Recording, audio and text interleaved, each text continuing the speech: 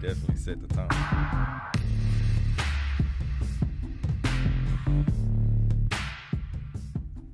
Welcome to another episode of a News You Can Use podcast. My name is Frenchier Gardner, and we are live in this bitch today. What? We at Dallas on air, and we're downtown Dallas. We have a business spotlight to talk to. It's going to be deep. I'm geeked. I haven't been in a podcast. There you go. Sorry about that. Let me bring that close to me. How about now? Yeah, perfect. So welcome to another episode of a News You Can Use podcast. I am geeked. We're live. I haven't podcast live in a studio professionally in 5 years since the first episode was made. So we're just geeked to be here in Dallas on Air in downtown Dallas, speaking to a local business owner. And so I want to thank Dallas on Air. I want to thank Audrey for the referral. I want to say thank you for everybody tuning in to a News You Can Use podcast. You can tap into the podcast on Spotify to watch the full episode. You can follow us and subscribe to us on YouTube. Now we have Twitch TV, Instagram, Facebook, and you want to leave us a review. You want to hit the bell so you can follow us, tap in. And we're going to get to it. So today, our business spotlight is Dr. George Lewis. And let's see. Dr. George Lewis serves our military veterans over at the VA, where he practices as a clinical pharmacist. After stops in Houston and Chicago, respectively, for undergrad and graduate school, he returns to his hometown of Dallas, Texas, where he continues to have an impact on his community. He also serves as the director of advertising for a leading nonprofit over at Toast for Charity and leads the program Professionals on the Block. He is also the CEO of GIA Enterprises. He has recently published his second book titled The Burden of Masculinity, which will be available at the beginning of May. He is here today to discuss said book and the perspective that men should take when faced with the challenges of the burden of masculinity. Okay, welcome, Dr. George. Hey, thank you. I appreciate that. I appreciate that introduction. I am loving this already. I'm loving the energy. I appreciate it. Yes, I'm so grateful that you're here with us.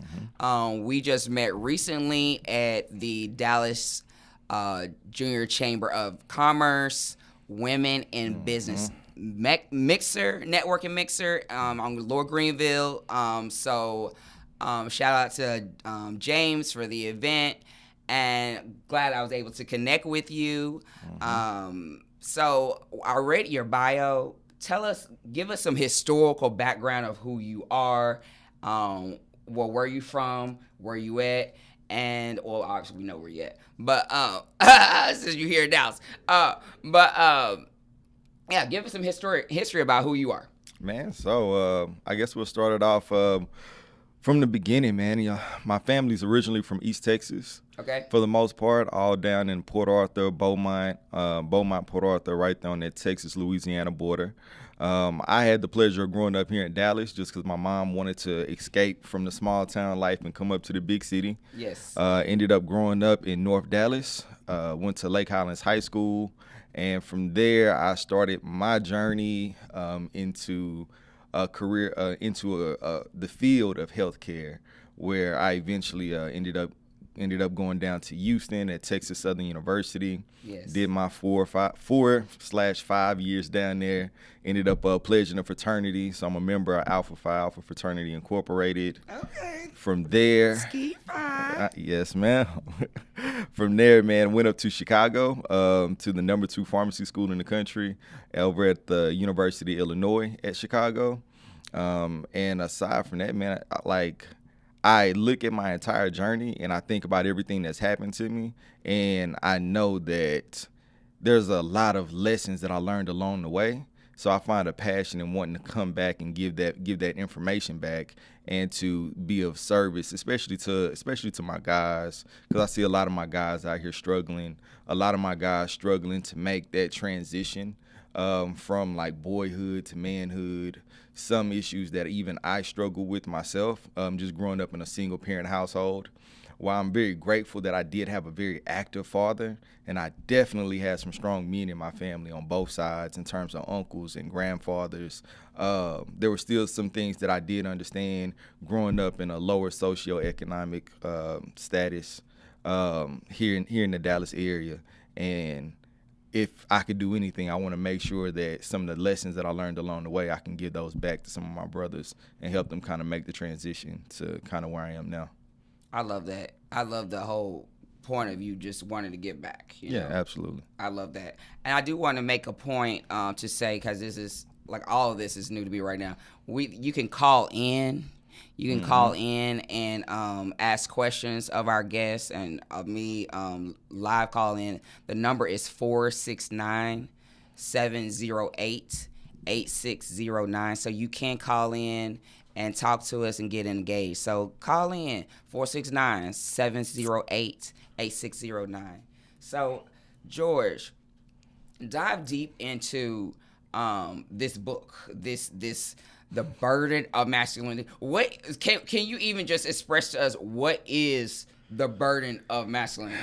Oh man, so it's actually a great question. I love to kind of start off there because it really does build the framework for everything else. So like for me personally, man, I grew up and I like used to always hear I grew up and I saw like the relationship dynamics with the men and the women in my family, where the men always worked, always provided a stable foundation. And from there, like with that stability, the women were able to go out and start their own businesses, go out and own daycares, go out and start, get our family heavily invested into real estate. Okay.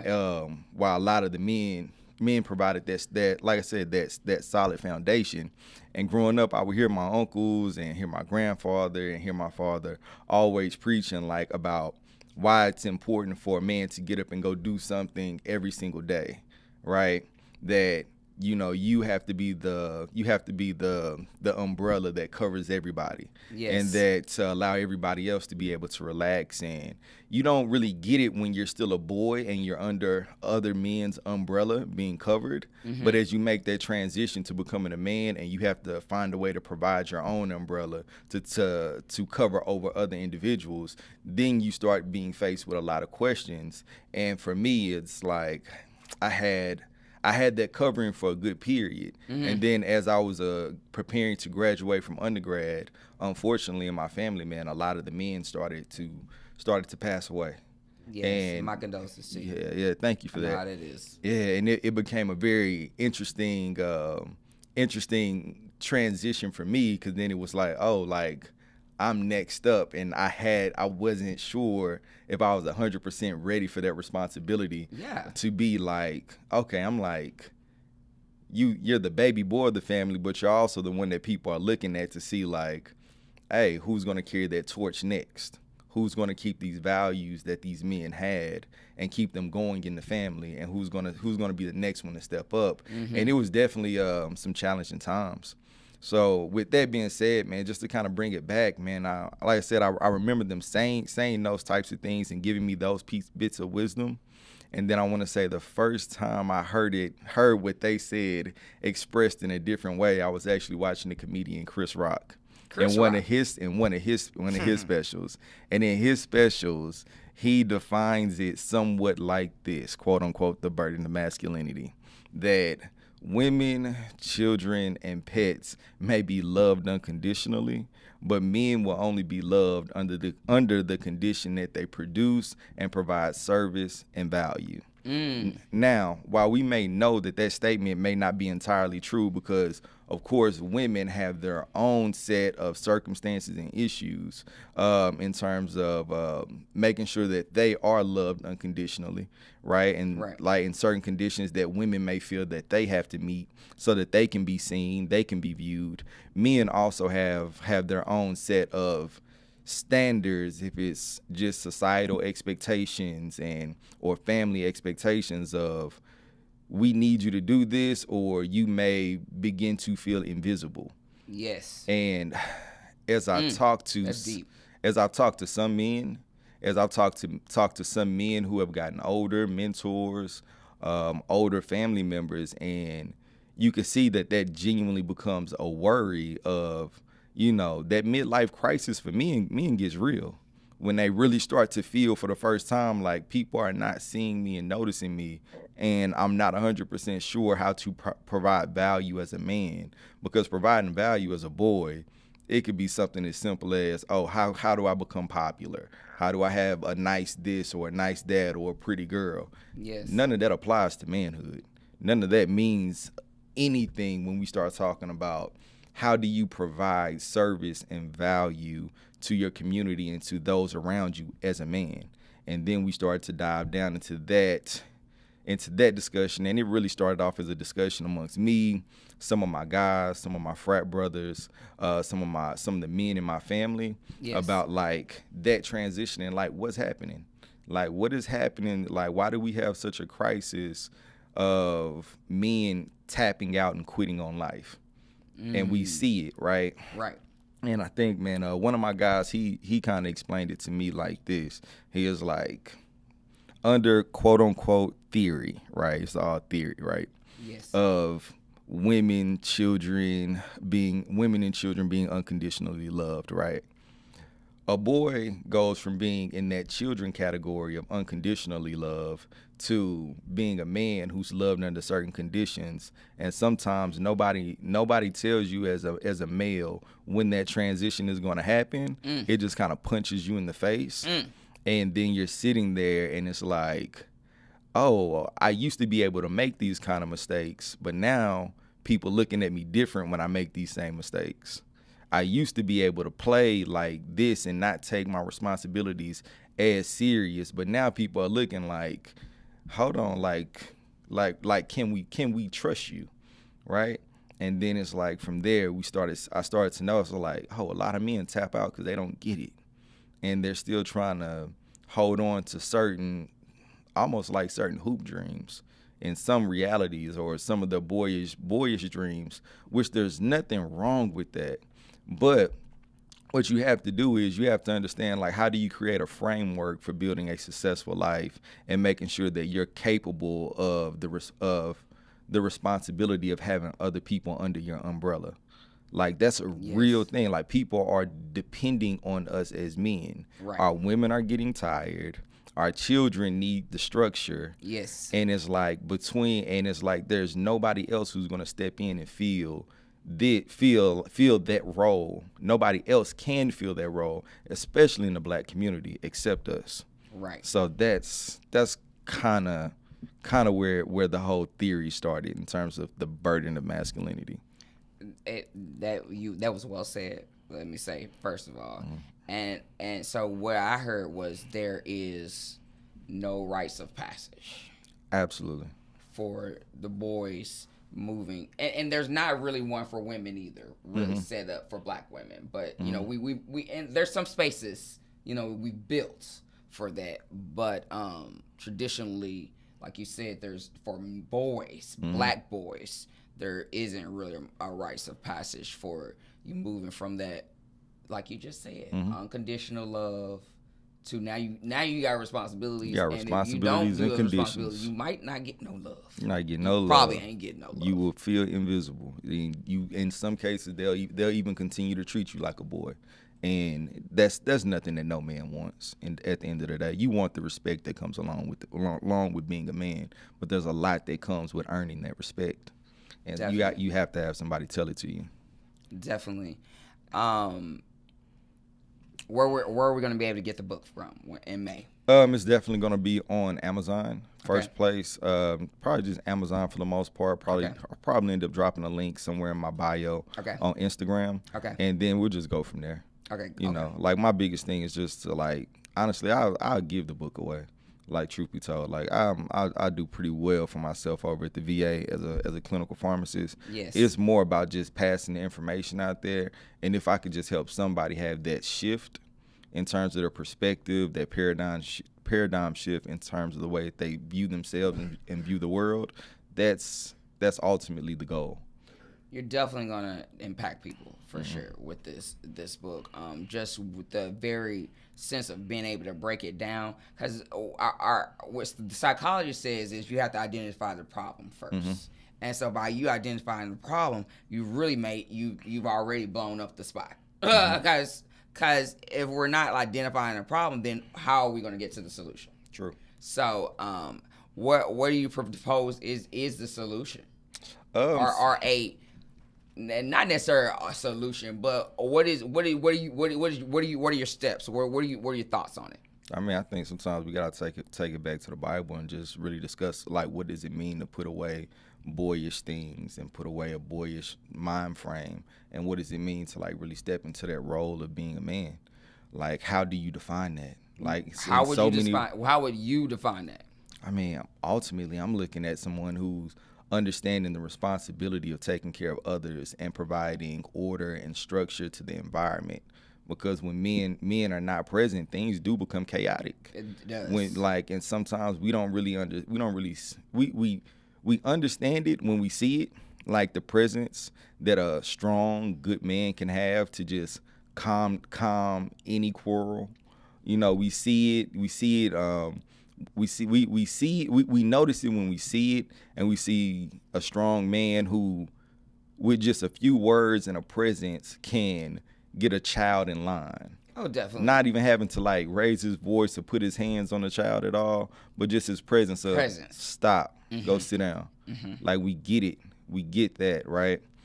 In terms of the solution for some of our guys, I think it can start with understanding that if you're doing this thing called manhood correctly, you should feel a little stress, and that's okay. You should feel some pressure, and that's okay. You should feel you should feel the weight. You should feel some weight on your shoulders if you're doing this correctly. If you're really, really, really picking up that responsibility, and those things that you feel internally as a man, it's okay. Like, you know, then from there, like talking about like building out support systems amongst other men. Yes. You know, like I say, like I have. That's so needed. It is. So I have like my old heads who I lean on, who are in their 50s and 60s and 40s. I also have my young boys who kind of keep me up on like what's going on around me, who are either in high school, college, and in their 20s. Okay. So it's like having that vast array that you can lean on in either direction in terms of gathering new information or leaning on old wisdom. So is there? I know you're an alpha, but are there? Do y'all have programs? Because I know when I was coming up at SMU, my nephew was part of the Kappa Leaguers, and so does your fraternity, or I don't know if you're part of the local fraternity, but does the local fraternity have mentoring programs, or is there a specific mentoring program that we could start tapping into, or any resources that you would like to throw out there as far as support for men, black men? In terms of support for black men, man, that becomes like the fraternity as a whole, right? Becomes a safe haven for men, and it should be, right? Yes. And that's really what it should be. You know, iron sharpens iron. We should be able to lean on our brothers at all times. They should be able to call us out when we're not, living up to the standards and being, and carrying our weight. Definitely. So we definitely, that's definitely just part of being a part of the brotherhood. In terms of bringing young boys up, I mean, there's definitely, like, depending on what chapters you're looking at, there's programs all over the place for the most part. Yes. I definitely know of the one that was started over at my chapter, which is called A Brother's Keeper, which ended up becoming one of the national programs. And we definitely love pushing that. But other than that, I would like to say that a lot of the help that we're going to need as a whole, as a community, has to extend like just beyond just like the fraternities and the sororities, because the fraternities and sororities do a great job. Like, as much criticism as they get, we all know that when we join these organizations that they help grow us in some way, shape, or form. Oh, most definitely. Most definitely, right? Right. You know, and they matured us and gave us networks and gave us friendships and gave us lifelong bonds. But there's a lot of people who are not in our organizations, Right. who have nothing to lean on. And as a community, those individuals still need something to be a part of. Definitely, I agree with that. We all need support. We're not islands, We're not. It really takes a village to hold all of our hands. It's not even, to me, it's not even just children. All of us need a village. We do. And so I want to switch topics to, you have a program. You told me that you started up, that you took back to your high school, and I just want to just drop that. Yeah, so it's actually two programs. The first one was, I started off with a pharmacy technician program, right? Just to get our kids certified as pharmacy technicians before they graduate high school, for any child at that high school that wants to take a career, a pathway in healthcare. Yes. Because understanding medicine, no matter what field, physician, pharmacist, nurse, dentist, whatever, understanding medicine is going to help. The second program is called Professionals on the Block. Okay. And that's partnered up with Toast for Charity, where we gather the young professionals all over Dallas, and it's a ton of us. I'm almost shocked at like how many people signed up, honestly. Nice. But we paired them up with the kids at the high schools and give them mentors for certain career paths and career tracks. So if we have a high school student who wants to be a dentist, we're partnering you up with a dentist in the city who's in their early 30s, who's still young and relatable, who you can learn with, but who you can learn from, and who can also be like a big brother or a big sister to you. Same thing with other career paths with physicians, pharmacists, and nurses across the board. And is this at a particular high school? Yeah, man. So I attended Lake Highlands High School for high school, but I actually ended up graduating from Evolution Academy Charter School. Okay, where's it Yeah. at? That's over in Richardson, Texas. Okay, So gotcha. it's not that much further up the road from Lake Highlands. It's always, a lot of people always ask, like, how did I end up going from high school to a charter school? And they're always surprised to find out that, yes, Dr. Lewis failed the 10th grade back in the day, that I was getting into some trouble running across Dallas. As life has. And I needed to play some catch up, you Yeah. know, and I eventually pulled it together. Good. And got the support. That's why I love going back to that school, because it really it gave me a chance to like find my footing again.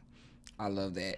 So I want to know, how do you, I like to ask business owners this: how do you balance everything? How do you find the mental capacity, the self-care, the awareness to balance all of the things that you have going on and still think of self? Honestly, my honest answer to that is, I've learned balance is a tricky word. It's tricky. I don't know if there really is like true balance, because I think you have to. I'm still young and I'm still using every bit of the energy I have. Yes. So like, and I'm just going at 100%. Yes. Right. It's like unmarried, no kids. So it's like I have more flexibility. A lot of flexibility. A lot of flexibility. Yeah.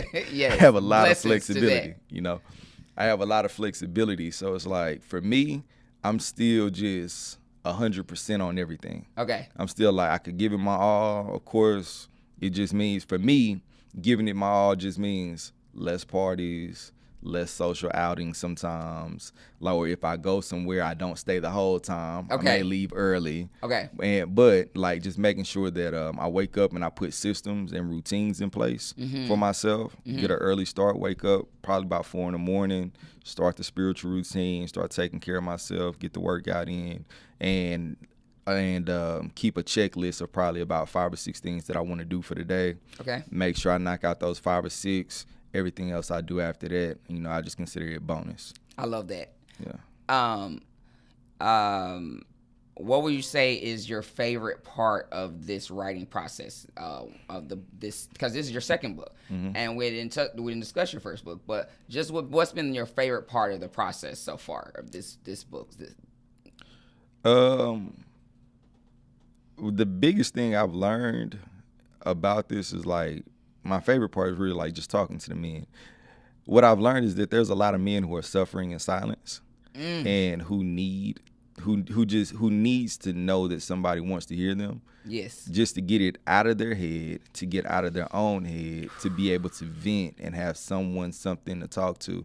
And from there you start to realize like, and a lot of these are like really good guys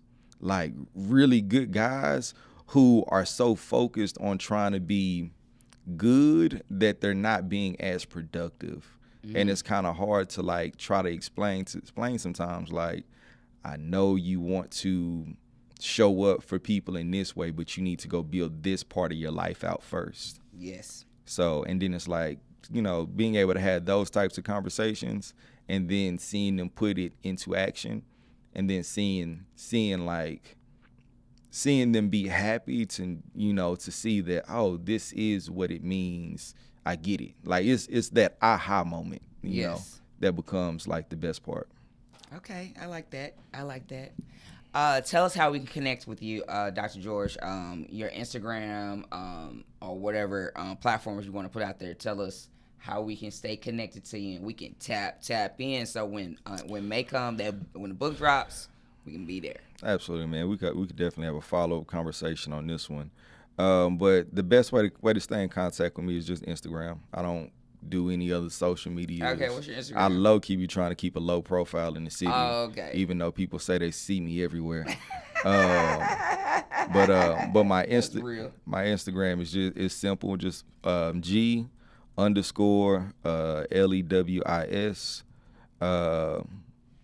No, I apologize. It's GLEWIS_V. So it's just like my first initial, last name, _ and V.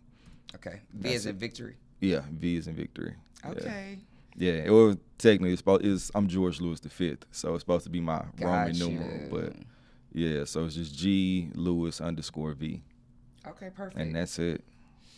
All right. Our last segment of a News and Use podcast.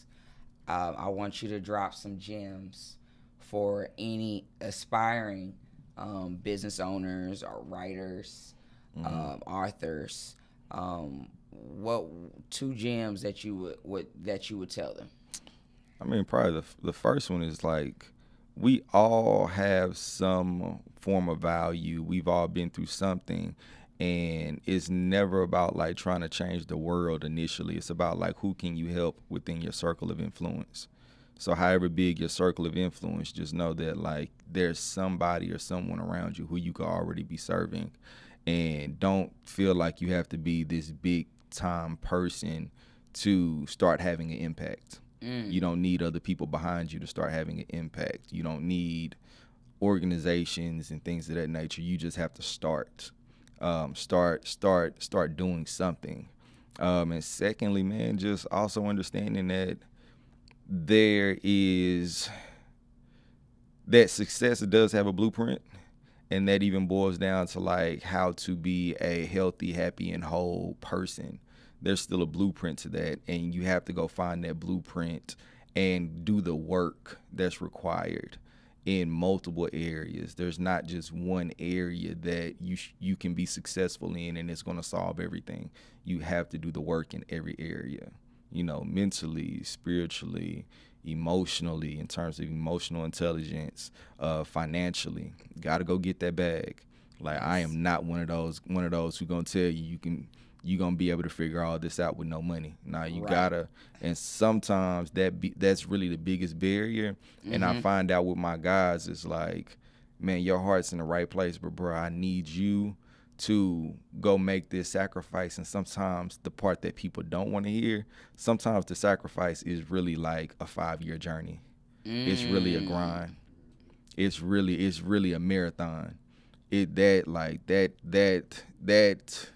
that piece of building that solid financial foundation can genuinely require a 5-year sacrifice. And then from there, everything else can start growing. Then from there, everything else can start falling into place, because things do take resources. Like we operate in a world, and it's not free out here at all. And inflation is crazy. Like, seriously. So probably just those two things. Like, especially for my guys. Guys, go make the sacrifice. There is no quick fixes to this. There is no quick fixes. You may have to disappear for a couple years and be on the underground studying. Like, even me, after I got my doctorate, I probably still invested another $100,000 within myself in personal educations. Because it's like I needed to learn other things. And I had to go to rooms and shake hands, and it was a grind. Like, it was a grind. So that's what I always tell my guys, bro, go build that out. Like, stop trying to, stop trying to hold on to good if you really want to be great, and let it go. And go do the work, because it's going to take work. So, Yes, yeah. you're absolutely right. It does take the work. We got to do the work. Dr. George, I'm grateful that we got a chance to speak today. Absolutely. I'm grateful too. Glad we met. Absolutely. And we're going to get the book. Absolutely. Once it drops in May. I thank all of you for watching us live today on the News and Use podcast. I want to shout out Audrey Hayes, Dr. Audrey Hayes, for referring me to Jance, Dallas On Air. I want to thank our engineer Chris for being here. I want to thank all of you for tapping in to the podcast. Make sure that you, after you get off of the live, we're coming back. We have another business spotlight coming shortly. So tap in, stay connected with us right now, because in about 10 minutes or so, we're going to come back live with another business spotlight, Miss Gabrielle. But I do want to ask that you support the podcast. We are leveling up this year, and we need your support. So Cash App, we got Cash App, $BEANDUS LLC, as well as we got PayPal. We have Venmo. You can buy us a coffee at French Air. We also have a Patreon arts page that you support, that we're starting to get back putting content on. We'll be at local events April 20th at the sunny South Dallas Food Park here at the South Dallas Cultural Center. We'll be there with our books and our art. And we'll be talking about the podcast, of course.